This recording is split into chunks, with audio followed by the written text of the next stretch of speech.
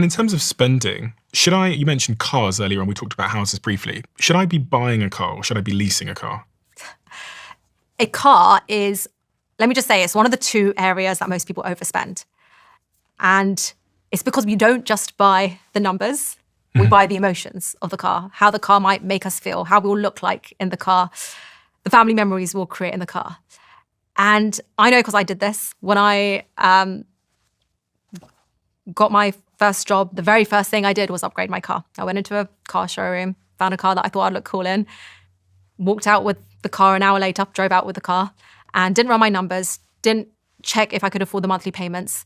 And for the next couple of months was figuring out how I was going to make the rest of my finances meet. And car dealerships know this, so they will manipulate the monthly payments in a way that makes you buy more car than you can afford. And if you don't understand how the numbers work, this is probably one of the quickest ways to destroy your chance of building real wealth. The way I recommend buying a car is to buy something that's 3 to 5 years old straight. And I say 3 to 5 years old because at that point, it's depreciated enough at someone else's expense and won't depreciate as much during the time that you have it. But if you are someone who is wealthy and you don't mind taking that hit on the depreciation, or you want a nice car every couple of years and you want to trade it in, and you don't mind that fact that it's not the best financial choice, then lease. That's how I think of the buy and the lease situation. Then you also want to think about how much can you reasonably afford as a monthly payment when it comes to the proportion of your income that you're spending towards it. So do you buy new cars or do you? No, I actually, at the moment, it was more economical for me to get a taxi everywhere, so I don't have a car.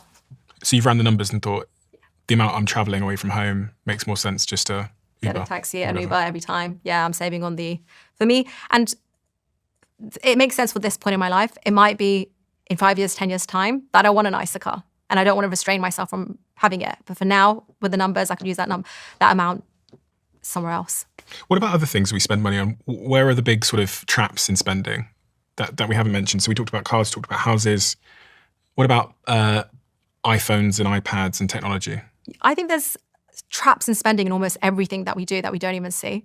Going to a grocery shop, which is a fundamental living cost for everyone, you're fighting against marketing to keep your money in your pocket. You walk to a shop, a grocery store, they have the eggs, the milk, the bread right at the back, which makes you walk through the shop to get there.